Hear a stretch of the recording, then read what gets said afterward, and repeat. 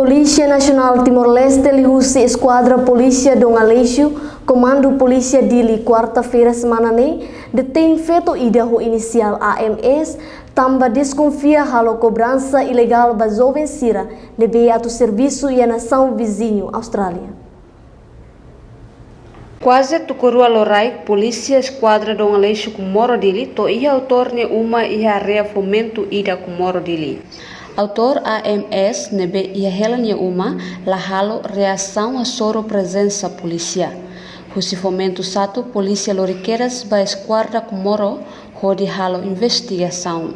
Tuir informação polícia simuqueixa husi vítima sira no equipa secretário Estado Formação Profissional no Emprego CFOP konaba halau assinatura falso.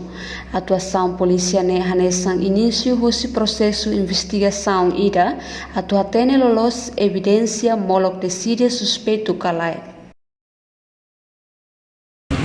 Tinha instituição CFOP ini, kami sira halau assinatura falso. Kami yang Estado punya aparelho untuk hal servisi kami. Lebih dari proses identifikasi. Sila kami hari identifikasi itu apa kami deklara di mana itu apa identifikasi. Kopenya. Sila mai ini hal spesial antau sila dia mesti suspek ini sila yuma sila di merasa sila mai kontak di mau kontak sama tanda. Suspek nak orang kelar se halal identificação, depois preciso tudo a se entrega para o judiciário ou se depois mais medicina. Konaba Kazune, Diretor Nacional Emprego Exterior, CFOP, Filomeno Soares afirma, governo maquiaknar atu halo contrato para trabalhador sira ne beba estrangeiro. Alerta para o público quando vive aqui no Sira, deve maquiar interesse na casa para serviço para o tanto da Austrália da Coreia. Agora ada informação centralizada, informação deve para ele e ia se conferir com temporário.